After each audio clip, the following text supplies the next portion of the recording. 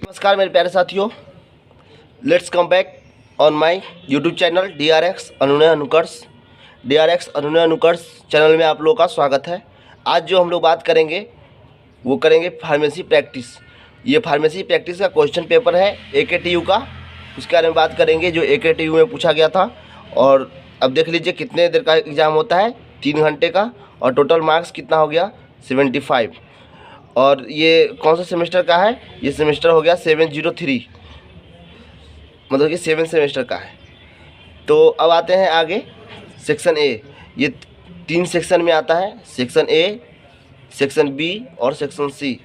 तो हम पहले बात करेंगे सेक्शन ए के बारे में, जिसमें 10 क्वेश्चन होता है, 2-2 मार्क्स का क्वेश्चन होता है और टोटल 20 मार्क्स का क्वेश्चन होता है।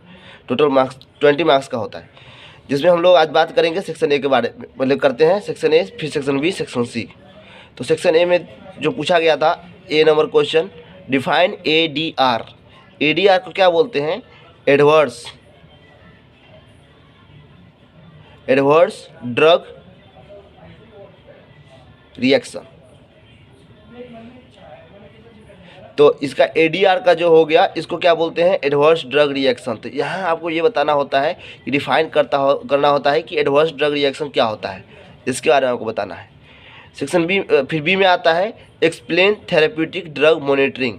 जो हम थेरेप्यूटिक ड्रग मॉनिटरिंग करते हैं जो पेशेंट का, तो हम उसको कैसे करते हैं? थेरेप्यूटिक ड्रग मॉनिटरिंग जो करते हैं उसके बारे में बताना है कि जो थेरेप्यूटिक है, मतलब कि उसका जो थेरेप्यूटिक लेवल है, उसका ड्रग का मॉनिटरिंग, ड्रग का जो थेरेप्यूटिक लेवल है उसका मॉनिटरिंग करते हैं हम इसमें, उसके बारे में आपको पूरा बताना है डिटेल में। और इसके बाद आते हैं सी नंबर में, gives some sources of drug information in Indian background. आपको इसमें ये बताना है कि सम सोर्सेज के बारे में बताना है कि ड्रग इंफॉर्मेशन कहाँ से आता है, इसके बारे में, इंडियन बैकग्राउंड। समझ रहे कि नहीं? यहाँ पे ड्रग इंफॉर्मेशन की बात है। फिर आगे आते हैं डी नंबर में, structure of retail and wholesale of drug.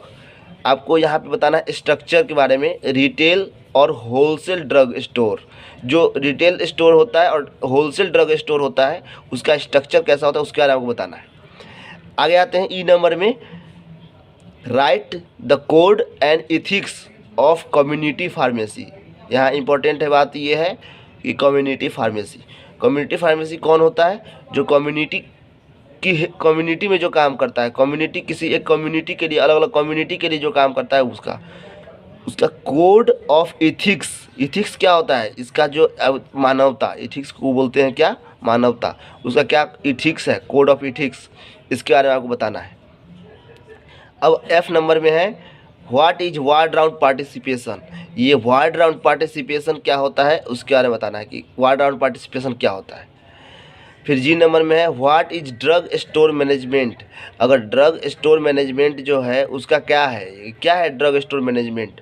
जैसे कि हम ड्रग स्टोर करते हैं, कैसे हमको स्टोर करना है, कैसे हमको रखना है, कैसे हमारा टाइम टू टाइम कि हमारा कोई पेशेंट आए तो उसका हम दे सके, इजीली हमारा अवेलेबल होना चाहिए स्टॉक में, है कि नहीं? इसके बारे में आपको सारा बताना है। एच नंबर में है, write the concept of clinical pharmacy.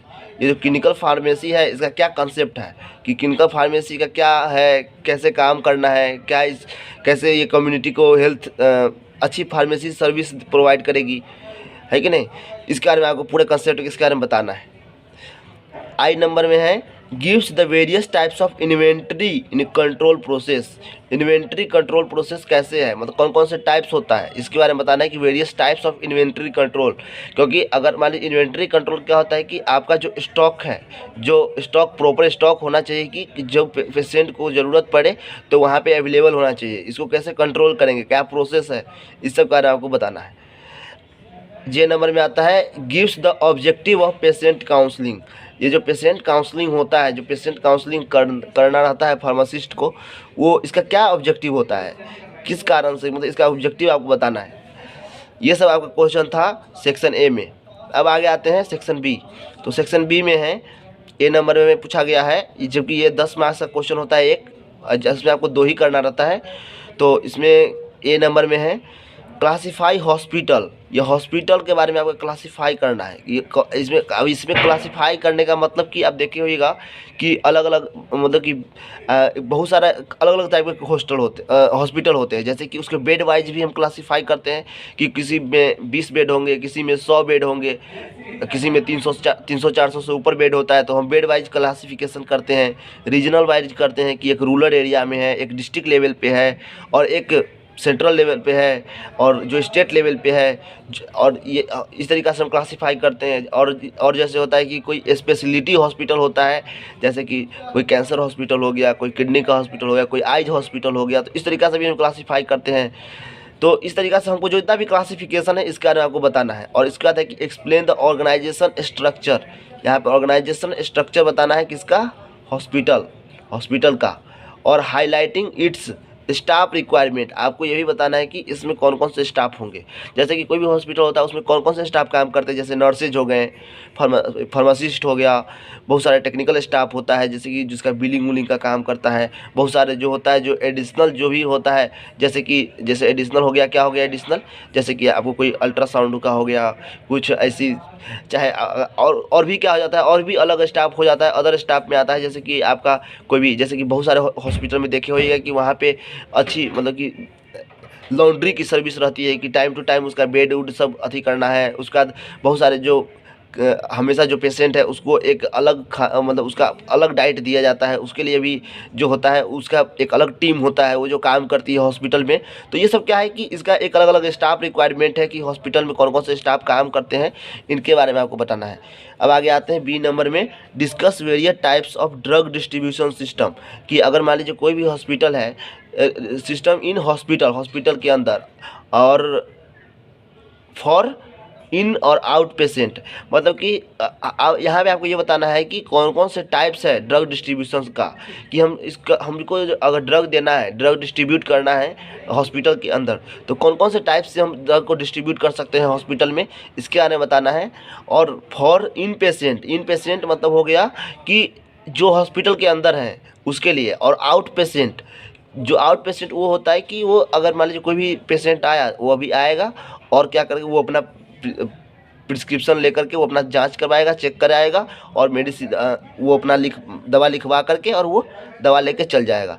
तो ये क्या होता है, आउट पेशेंट, क्योंकि वो आएगा और फिर वो दवा लेकर के चल जाएगा। लेकिन इन पेशेंट वो होता है कि जो हॉस्पिटल के अंदर है, एडमिट है, उसको बोलते हैं। तो हम उसको ड्रग को कैसे डिस्ट्रीब्यूट करेंगे उसके बारे में आपको बताना है, और कौन कौन से टाइप से डिस्ट्रीब्यूशन होता है। जैसे कि एक डायरेक्ट डिस्ट्रीब्यूशन होता है, और बहुत सारा होता है कि नर्सिंग स्टेशन होता है बहुत सारे हॉस्पिटल में, तो उस नर्सिंग स्टेशन पे वहाँ पे ड्रग दवा को स्टॉक कर दिया जाता है, और उसका जो नर्स का काम होता है कि वो ड्रग को डिस्ट्रीब्यूट करे।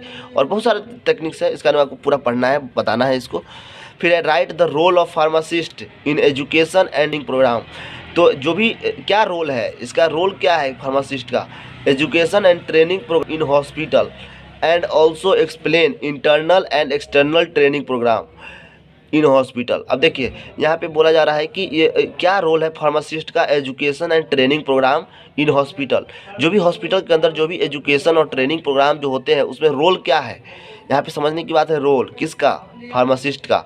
तो फार्मासिस्ट का रोल क्या है हॉस्पिटल के अंदर, जो भी काम चलती है, जो भी एजुकेशन ट्रेनिंग होता है प्रोग्राम, उसमें क्या रोल है, इसके बारे में आपको बताना है। जैसे कि फार्मासिस्ट क्या है कि उसको अवेयर करना कि जो भी दवा क्या हो रहा है, अगर कोई नई टेक्निक्स आ गई, नई दवा आ गई, तो उसके बारे में जो भी फिजिशियन है, जो भी डॉक्टर है, जो भी नर्सेज है, उन लोगों को अवेयर करना, और टाइम टू टाइम उसको एजुकेट करना, ट्रेनिंग देना कि कैसे हम कोई भी नया जैसे कि अभी कोरोना आ गया था कुछ टाइम पहले, तो उसको हम कैसे ठीक करना है, कैसे हम इसको काम करेंगे, इस बारे में पूरा अवेयर करना किसका काम है, फार्मासिस्ट का। और हॉस्पिटल के अंदर और क्या होता है कि internal and external training program. अब क्या होता है, और या तो ये भी हो सकता है कि कोई एक्सपर्ट हो, अगर अलग अलग फील्ड का, जैसे एक्सपर्ट है हॉस्पिटल के अंदर ही कोई अगर एक्सपर्ट है जो कि नर्सिंग के लिए बहुत एक्सपर्ट है, तो वो जा कर के वो पूरे नर्सेज टीम को एजुकेट करेंगे कि कैसे हम अपने क्वालिटी को बढ़ा सकते हैं, अपने हॉस्पिटल के क्वालिटी को इम्प्रूव कर सकते हैं।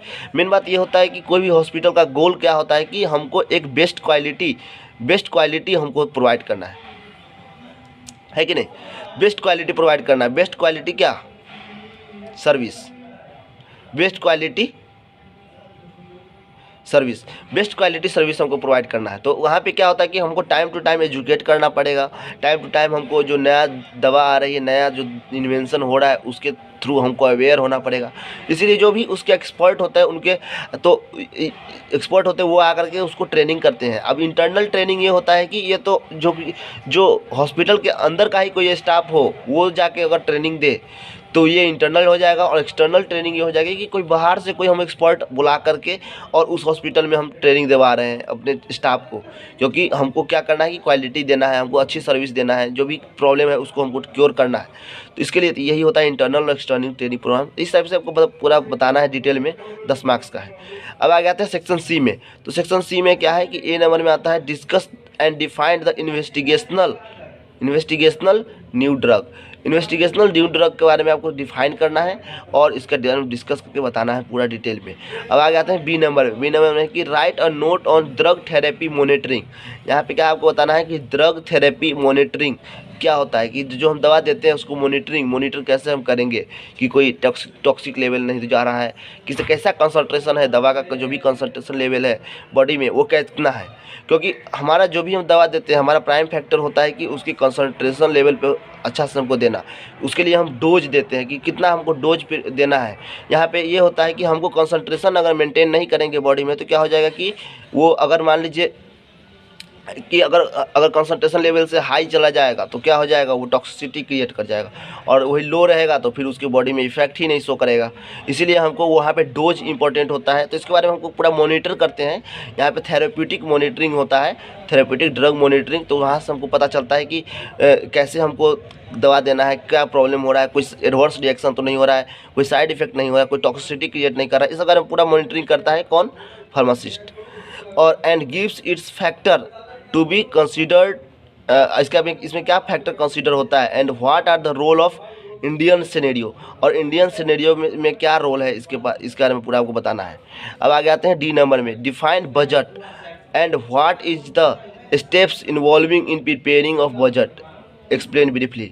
आपको यहाँ पे बताना है क्या बजट। देखिए बजट क्या होता है कि जब भी हम कोई फार्मेसी का हम दवा देखते हैं, कोई दवा हम देखते हैं तो हमको यहाँ देखना पड़ता है कि हम कैसा बजट हम तैयार कर रहे हैं। क्योंकि हमारा जो हम अपने पेशेंट के हिसाब से देखते हैं, हम अपने सर्विस के हिसाब से देखते हैं। क्योंकि हमको बजट ऐसा डिसाइड करना है कि इकोनॉमिक होना चाहिए, कि न ज़्यादा महंगा होना चाहिए और न ज़्यादा सस्ता होना चाहिए, क्वालिटी भी अच्छा होना चाहिए। तो इस तरीक़े से हमको बजट प्रिपेयर करना होता है। तो उसको भी बहुत ही इंपॉर्टेंट चीज़ है।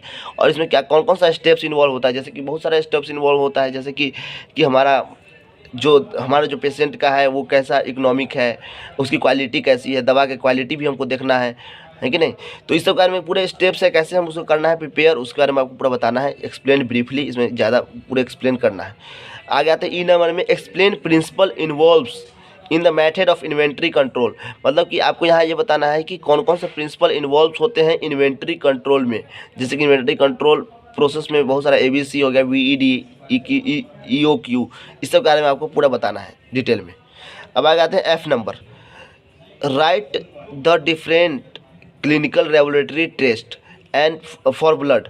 मतलब कि आपको ये बताना है कि different clinical laboratory test for blood, कि आपको यहाँ पे ये बताना है कि अगर मान लीजिए कि जो भी क्लिनिकल लेबोरेटरी में जो भी ब्लड टेस्ट होता है तो कौन कौन सा टेस्ट होता है, उसके डिफरेंट मतलब कि अलग अलग टाइप का कौन से टेस्ट होते हैं ब्लड टेस्ट, इस सब बारे में पूरे बताना है। इसमें क्लिनिकल लेबोरेटरी टेस्ट में होता है उसका बारे में पूरा बताना है। और जी नंबर में आता है give objective need and advantage of hospital formulary. ये हॉस्पिटल फॉर्मूलेरी के बारे में आपका ऑब्जेक्टिव बताना है, नीड बताना है और एडवांटेज बहुत ही इंपॉर्टेंट है। ये सब जितना भी है ऑब्जेक्टिव, नीड और एडवांटेज, ये किसका, हॉस्पिटल फॉर्मूलेरी। हॉस्पिटल फॉर्मूलेरी होता है कि एक ड्रग लिस्ट होता है जो भी हॉस्पिटल में, कि कौन कौन से दवा हमको अवेलेबल करा के रखना, कैसे स्टॉक करके रखना है, कौन कौन सी दवा है, इमरजेंसी कंडीशन का कौन सा है, इस सब का पूरा डिटेल इसमें होता है। एक फॉर्मूलेरी बनाया जाता है, इस सब पूरा एक कमेटी होती है, वो कमेटी इसको तैयार करती है और बार बार तो इसको देख करके उसको रिव्यू भी करती है। जो कुछ दवा होता है जिसको हम ऐड भी कर सकते हैं, इसको डिलीशन भी कर सकते हैं, ये सब काम होता है हॉस्पिटल फॉर्मूलेरी। ये सब इसका हेड होता है कौन, फार्मासिस्ट ही होता है। तो ये सब हमारा जो था फार्मेसी प्रैक्टिस के बारे में। तो आज हम बताएं फार्मेसी प्रैक्टिस के बारे में कि बहुत ही इंपॉर्टेंट क्वेश्चन है ये, और ये AKTV का पूछा हुआ क्वेश्चन है, आप देख लीजिएगा। इतने ध्यान से देखने के लिए हृदय गहराइयों से प्रेम पूर्वक धन्यवाद। Thank you.